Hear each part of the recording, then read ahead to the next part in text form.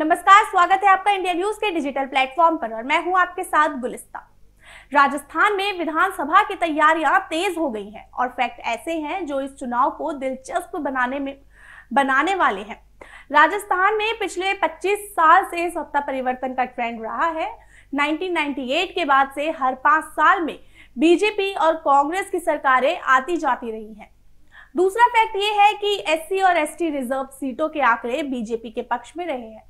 विधानसभा की 200 सीटें हैं, इनमें से 59 सीटें अनुसूचित जाति एससी और अनुसूचित जनजाति एसटी समुदाय के उम्मीदवारों के लिए रिजर्व्ड हैं।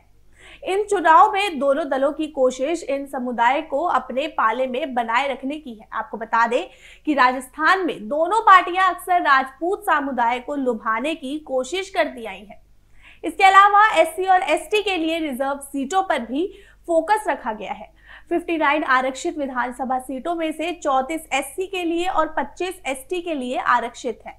राज्य की 18% आबादी यानी कि 1.2 करोड़ लोग अनुसूचित जाति से संबंधित है। इस कैटेगरी में 50 से ज्यादा जनजातियां और उपजातियां आती हैं। बताते चले कि अनुसूचित जाति की आबादी पूरे राज्य में फैली हुई है। उत्तरी राजस्थान में कॉन्सेंट्रेशन ज्यादा है, जिसमें गंगानगर, हनुमानगढ़ और बीकानेर जैसे जिले शामिल हैं। पश्चिमी और मध्य राजस्थान में भी बड़ी संख्या में ऐसी आबादी है और कई ऐसी आरक्षित सीटें हैं। दक्षिणी राजस्थान में उदयपुर, झुंझुनपुर और बांसवाड़ा जैसे जिले शामिल हैं। वहां अनुसूचित जाति के लोग बहुत कम हैं।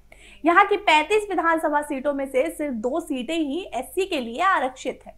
हालांकि इस क्षेत्र में अनुसूचित जनजाति का कॉन्सेंट्रेशन ज्यादा है। चौथे परिसीन के बाद से ज्यादा राज्य में 6 बड़े चुनाव हुए हैं, 3 विधानसभा के और 3 लोकसभा चुनाव। इन 6 चुनाव के नतीजों में से एक बेहद दिलचस्प तस्वीर देखने को मिलती है।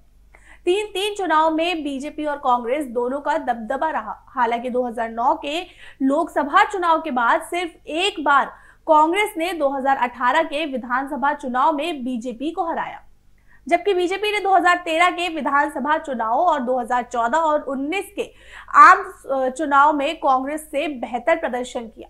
2013 और 2014 में कांग्रेस एससी आरक्षित क्षेत्रों में से एक भी सीट नहीं जीत पाई। 2019 में कांग्रेस सिर्फ एक विधानसभा सीट जीत पाई, जबकि इसमें 6 महीने पहले हुए विधानसभा चुनाव में पार्टी ने 19 एसटी आरक्षित सीटों पर जीत हासिल की थी।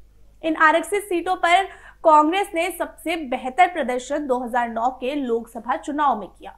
तब कांग्रेस ने 34 एससी आरक्षित विधानसभा क्षेत्रों में से 25 पर बढ़त हासिल की थी।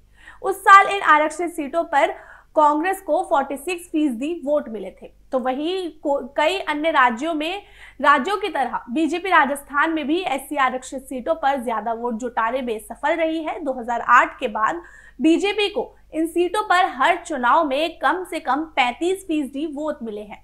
2019 में पार्टी को 59% वोट मिले। 2018 के विधानसभा चुनाव में भी जब कांग्रेस सीटों और वोटों के मामले में आगे थी, तब बीजेपी को इन सीटों पर 1.57% कम वोट मिले थे। आंकड़ों से पता चलता है कि 2009 के लोकसभा चुनाव को छोड़कर जब भी कांग्रेस ने नेतृत्व किया है तो जीत का अंतर मामूली रहा है। जैसे 2013 के विधानसभा चुनाव में बीजेपी को कांग्रेस पर 17% वोट शेयर की बढ़त मिली थी, जो 15 वर्षों से सबसे कम बढ़त थी। फिलहाल के लिए इतना ही। और भी अपडेट्स के लिए जुड़े रहे इंडिया न्यूज के डिजिटल प्लेटफॉर्म के साथ। धन्यवाद।